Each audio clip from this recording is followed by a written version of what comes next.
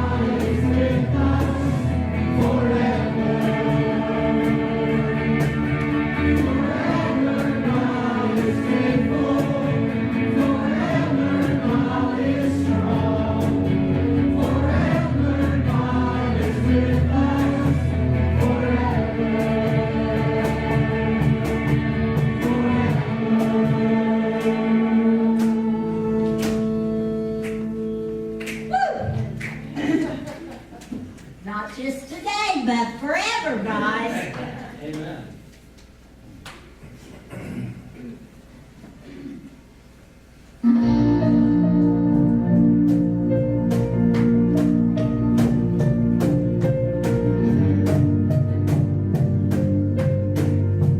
Theology of the old hymns is really good, and I love it. It's contemporary music is bringing hymns back into the new format that we enjoy singing.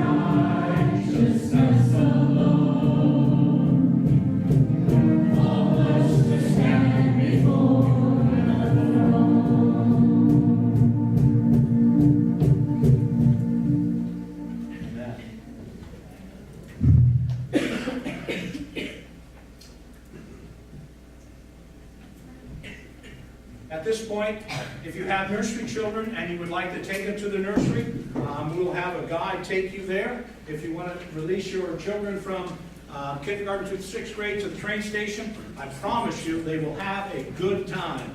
And Sandy, wave your hand, please. Sandy's the engineer at the train station. Just go with her, and she will take you to where you're going to have a lot of fun this morning.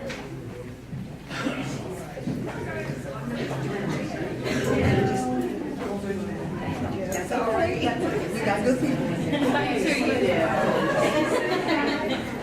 Sure you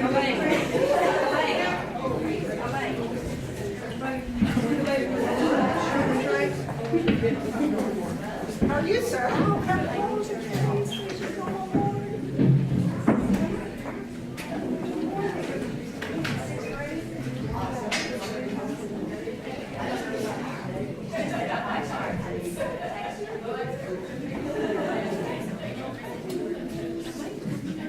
Okay, just follow the girl with the stripes on. Come on, guys. I didn't mention it going in, but I'm Pastor Dave. I'm the pastor here at the Baptist Church, and of course the Lead Journey. We're calling this service the Journey because it's pretty obvious that we are all on a journey, at least one journey, right? That journey we mark by tick-tock, tick-tock, tick-tock. Chronological journey, the physical journey. The journey that's obvious to everybody. But there are many who believe, including myself, that there is a less obvious journey that we are all on. It's a journey I would describe as thump, thump, thump, thump. It's a spiritual journey. And how do I know that we're on a spiritual journey? We're going to explore that this morning. I'm going to guide you to a place or two through the process by which I have come to believe that we are on a spiritual journey, and what that means, and what it looks like, and how to make the most of this chronological journey. I think at the very beginning, it's important to ask a question that's at least on the minds of some people, and that is, why go to church? Why bother? Why take so many of our precious tick-tock, tick-tock and sit in a building where nothing seems to go on, where it just is the people are pretending that something goes on, but nothing ever really changes? And there's hypocrisy and critical judgment and nastiness. So why bother going to church? I think it's a valid question to start with. It's where we're going to begin this morning. Why bother going to church? When I was a little kid, I was fascinated by pirates and buried treasure. Okay? And I decided, as about 7 years old, that I was going to make the goal of my life to find a treasure map.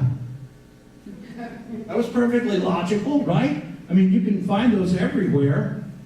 I wanted to find a treasure map, and then I was going to try to follow the clues and find the treasure. Needless to say, I never found the map, nor the treasure. But that fascination with that process lingers. And that's why I am hooked on a reality show on the History Channel called, anybody? The Curse of Oak Island. I was just channel surfing one night a few years ago, and they said, I just happened upon the show when they pulled up a bucket and there was a gold coin or a gold chain or something. And I was like, what is this? And I got hooked. And I went back and watched all the previous episodes, and I can't wait for the 5th season or 6th season, whatever. These two guys bought up this entire island off the coast of Canada, and there's some pretty compelling evidence that there is buried treasure on that island. And they have hunted and hunted and hunted and done all sorts of things, and they're getting closer, and they're getting closer. I would like to suggest to you this morning that I know where the treasure map is for spiritual treasure. And furthermore, I know how to help you read the clues on the map. And so our whole goal in going to church My whole purpose in inviting you here this morning was to show you, help you understand where the map is, what the clues of the map mean, and where the treasure is, and how to use that treasure to change your life just as surely as if you found a chest of gold. In fact, better. Or to put the same thing in contemporary language, I know where the app is, I know how to download it, and I know how to teach you to use it. And that's our goal. I think there is a valid reason for going to church. I guarantee you, I'm a very logical man. If I had not come to a logical conclusion that this was worth doing, I would be out there making money or today playing golf if my shoulder allowed me to. I wouldn't be doing this. As a seminary professor said, nobody in their right mind becomes a preacher unless God gives them no other choice. We're going to talk about treasure, buried treasure, spiritual treasure. Our goal is to give you the app and help you teach, learn how to use it. Now, if you've done much time thinking, contemplating your person, who you are, you have probably come upon a thing that social science calls the hole in the soul.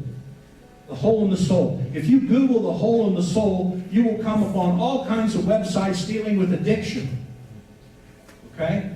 We were created, we have within us, every single one of us has within us a hole in the soul. I'll knock things down, I'll wander all over the place. Just don't, if it goes crash, don't worry about it. What is the hole in the soul? The hole in the soul is your desire that your life means something. None of us want to go through life thinking that it's just tick-tock, tick-tock in the ground and that's it. We all want to feel like our life has value, it has meaning. There's a unique reason why I'm here. We all have that feeling. And when I use the word soul, you all have souls. We all have souls, okay? If you don't like that word, I'll use the social science word. Moral center. Everybody has a moral center. What is our moral center? It's in your subconscious, by the way. And it's the area of your mind where you decide what is right or wrong, truth or lying, but most importantly, you decide, what am I going to do with every tick-tock, tick-tock?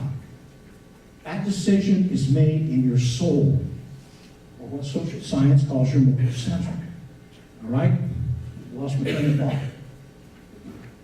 You have a hole in your moral center, and you need to fill that hole with something. Or to say it in a way, this is sort of a bumper sticker version of what I'm trying to say. You either satisfy or you sedate. You either satisfy or you sedate the hole in your soul. Because you've got to have something that gives you meaning. You got to. I was playing golf a few weeks ago with somebody before I tore my shoulder. And I said, man, you guys are good. And he said, well, that's what we do. We play golf all the time. After all, what else is there to do? That's called sedating the hole in your soul. It gives you this feeling of meaning because you're busy, because you're doing something. But that's not why you have a hole in the soul. You have a hole in the soul because the one who created us wants us to strive to find the real thing to fill that hole with. And that is where we're trying to go this morning. Now, when we begin to look at the issue of the hole in the soul, we start asking the question, why am I here? Yeah, I know the obvious answer is mom and dad. I get that. Okay. But I'm thinking, metaphysically, why are we here? Is there a reason for our meaning, our purpose? And to the best of my knowledge, I'm not the first guy who's ever asked that question. And to the best of my knowledge, I'm not the only guy who's ever answered that question. And to the best of my knowledge, they've only come up with two answers. One, you are here by sheer chance. As one philosopher wrote, your birth is an act of the random perversity of the universe. Wake up every morning and say that to yourself. It's an empty feeling, friends. The only other answer that anyone has ever come up with, besides I'm here by random perversity, is I was created intentionally. Go dig it up. Go Google it. Go do your research. Look everywhere you can. Look every website you can, and you will find there's only two answers to the question of why am I here? Dumb luck or purpose? And if you come up with the answer of purpose, it leads to the question, who and why? Who put us here? And why? Every message that you will hear in this hour has a scriptural base, because this is the beginning of the journey. I'm going to read to you the beginning of the journey in Scripture. I'm going to read to you Genesis 1:1. It is often called the creation story.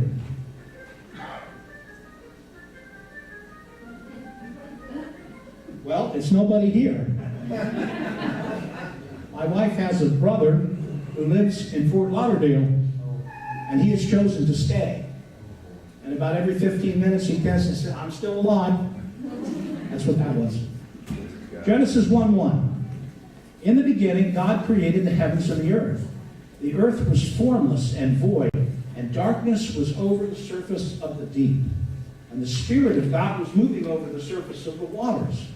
And then God said, let there be light. And there was light. And God saw that the light was good. And God separated the light from the darkness. And God called the light day, and the darkness he called night. And there was evening, and there was morning, one day. Then God said, let there be an expanse in the midst of the waters, and let it separate the waters from the waters. And God made the expanse and separated the waters which were below the expanse from the waters which were above the expanse, and it was so. And God called the expanse heavens, and there was evening, and there was morning, a second day. I get the feeling that this is cutting in and out. Here? Okay. Then God said, let there be light. And in the expanse of the heavens to separate the day from the night, and let them be for signs, and for seasons, and for days, and for years, and let them be for lights in the expanse of the heavens. I will move on to another one. It's obviously the magnetism of my personality that's burning out the batteries. Look that up in Google. That's a total lie. God made the two great lights, the greater light to govern the day and the lesser light to govern the night. And he made the stars also. God placed them in the expanse of the heavens to give lights to the earth and to govern the day and the night and to separate the light from the darkness. And God saw that it was good. There was evening and there was morning, a fourth day.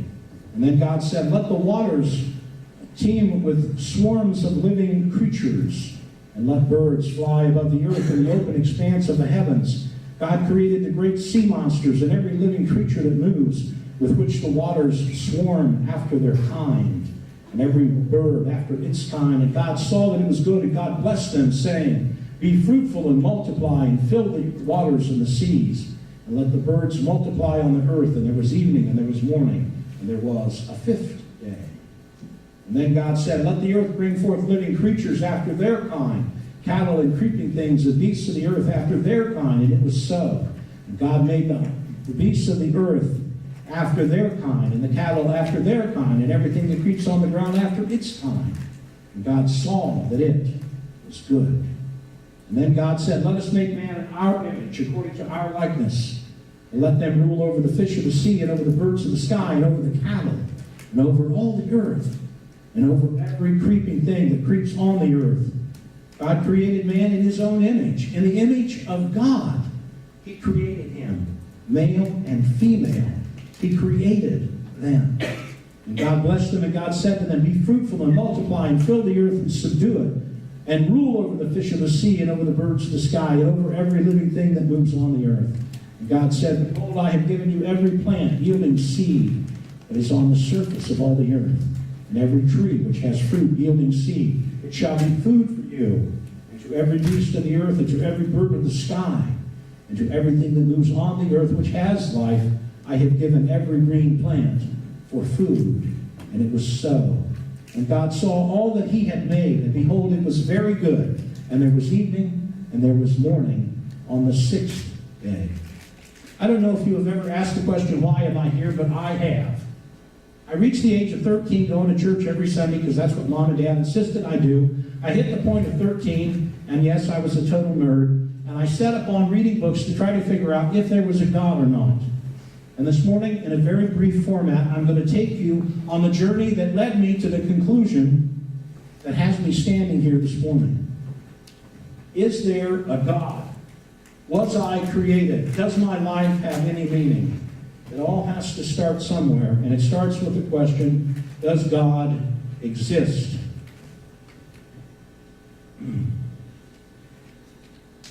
If we were to chart a large bus and put everybody in the bus and go everybody to downtown Indianapolis and get off of the bus and ask the next 1,000 people that we see this question, does God exist? Some would say yes, some would say no, some would say I don't know, and some would say there is no way anybody can know. And those are all valid answers. But the interesting part would be the answer to the next question. How did you come to that conclusion? And you know what they would answer they would give you? I don't know. It's just, I don't know. It's the way it was. Because nobody has done any research in the single most important question that you will ever answer, and that is, why am I here? Does God exist? If I could have that second PowerPoint slide. Today's sermon is entitled, Why Am I on This Ball? Before you leave, I'm going to give you a ball to play with. And if you don't pay attention, I'm going to hit you with this one. I'm just kidding. There are two theories as to how the world came into existence. One is called creation, and one is called evolution. And many people argue that they're exclusive. You can't be both ways. And I'm saying, yes, you can. Now, the creationists in the room are going to go, yeah! And the evolutionists in the room are going to go, but what does evolution say? Evolution says, let's go to the next slide, please. Evolution says that once upon a time, way back, everything started from a single bang. And everything is developed from there. All right? Evolution says there was something, and it exploded. We don't know where the something came from, and we don't know what caused it to explode, but something was there, and it exploded, and everything else happened after that. Right? Does that deny creationism? I mean, there is no way that God reached down with his metaphysical fingers, because he doesn't have any, and formed man out of mud. The story in the Bible is not literal in the sense of him reaching down and making man out of the mud. It says he spoke and life came into being. The earth came into being. Why could it not have come into being this way? There is nothing in science and nothing in theology that cancel each other out. I, in fact, believe we started with a big bang. And you go look up in science and ask them the question, where did it come from? And what caused the bang? I think God said, bang! And we came into being. Now, how did life come to be on this rock, on this ball? Okay? Do you know how many different things it takes for life to be on this ball? Can I have the next slide, please? Oxygen. You're right. Thank you. We need oxygen. Everybody knows that. Okay? We need transparency of the atmosphere. We need moon to earth gravitational pull. Do you know if there's the percentage of oxygen in the atmosphere is 21%? Okay? If it goes down to 15, everything dies. If it goes up to 25, everything burns up. 21% percentage of the atmosphere, and we're here. Anything vary off that, we're done. Gravitational pull. If it just moves 36 with 1 with 36 zeros behind it, if it moves that much, the gravitational pull moves that much, the sun goes that way and we go that way. You know how many different things there have to be for life? They're called anthropic constants. Go ahead, next slide. There's 122 of them. There are 122 things. Look it up. This is scientific fact. There are 122 different things that have to be exactly as they are, exactly in the percentage they are, exactly interdependent as they are, for life to exist on Earth. 122 of them. All right, may I have the next slide, please? 122 different constants working precisely for life to be possible on this ball. Next slide, please. You know what the odds of that are? The odds that that happened by evolution, the odds that that happened randomly, the odds that that happened randomly, those are the odds. I didn't calculate that. I'm not that smart. You know what we call that in math? What math calls that? That is a statistical impossibility. A statistical impossibility, meaning there is not enough time in time for that to happen randomly. It's a scientific, mathematical truth, not my opinion, not a theological opinion. It is mathematical.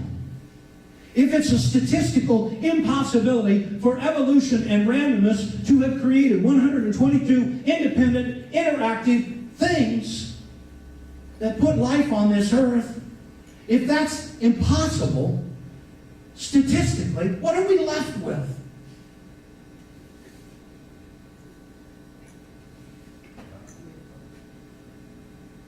The only answer anybody's ever come up with, there was a thing, a person, a power, a personality who did all of this.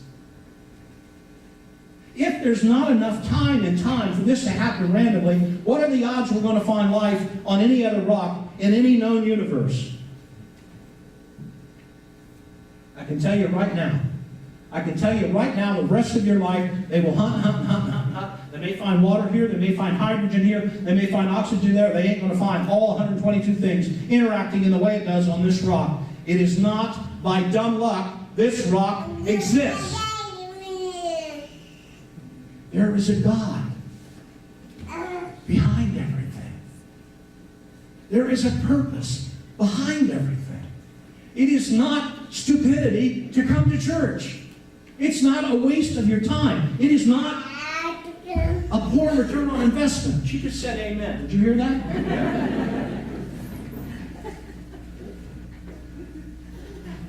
God exists. May I have the next slide, please? We're going to take a break, and I'm going to ask you to go to these worship stations. I beg you not to leave. I really stress that going and doing these things, I think, will really mean something to you. Okay? So we're going to take about 8 to 10 minutes. We'll just see how it goes. And just go wherever you want to go and do whatever you want to do. And if you have to leave, if the roast in the oven is burning, I understand. But I prefer that you come back in about 10 minutes, and we'll spend 5 more wrapping things up, and we'll go our way, okay? We're just to get up and go interact. If you want to fill up your coffee or have another cookie, do so, and I'll see you back here in about 8 to 10 minutes.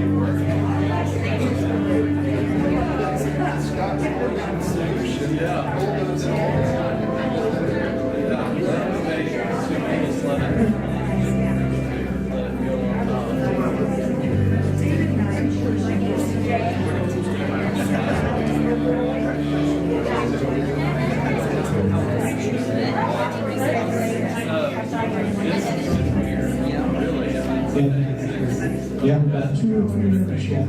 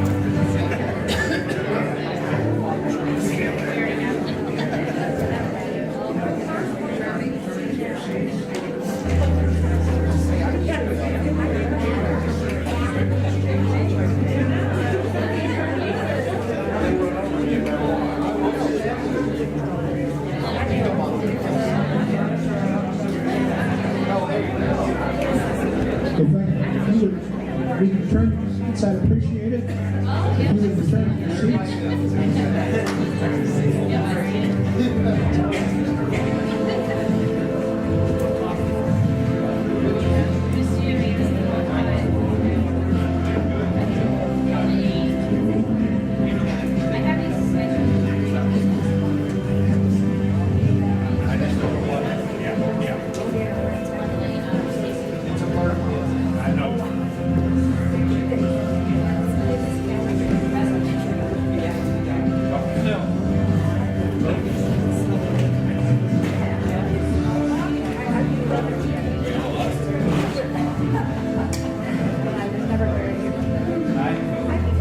could ask you to return to your seats, the musicians come to the top. Bring this to a close.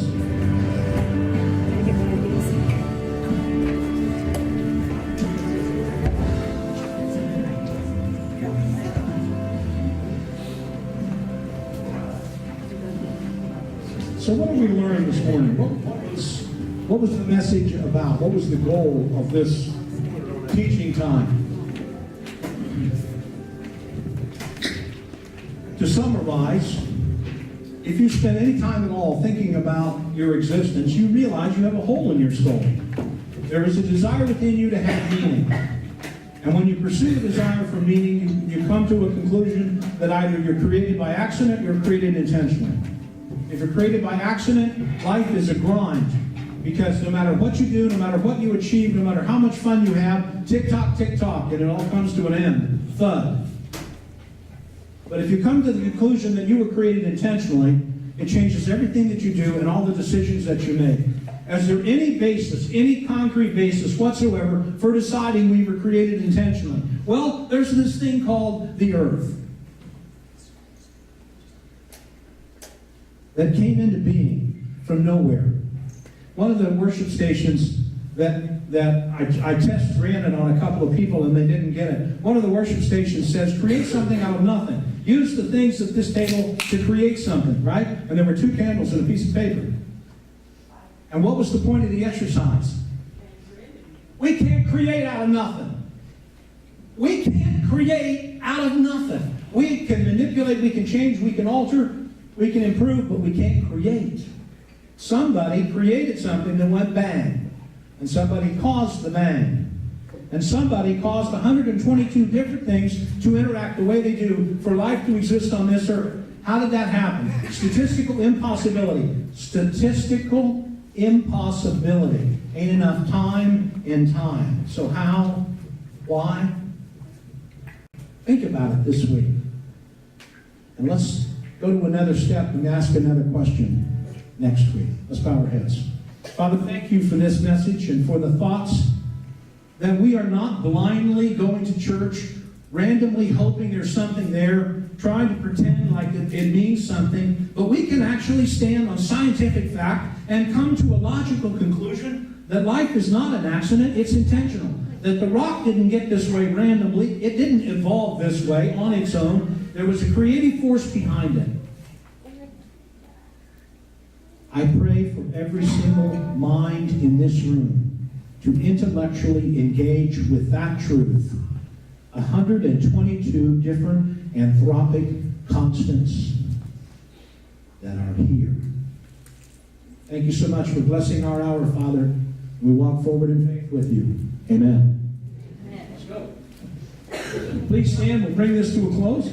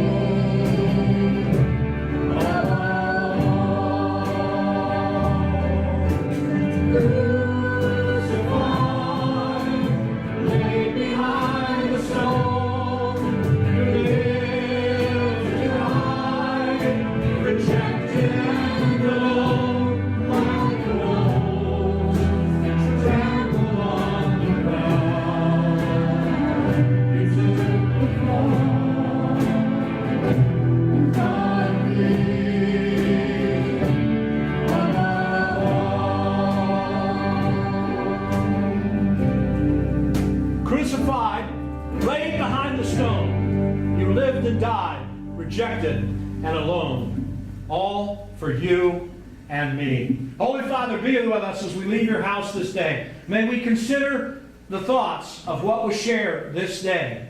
It wasn't by accident this rock has life. It wasn't by accident that our lives are what they are, that we are here. It is by intention, created by you for a purpose. And as we go forward on the journey, may we begin to understand the purpose. On this day we praise you and thank you, A, for the journey, and B, for the purpose. Through Jesus Christ, Savior and Lord. Amen. Amen.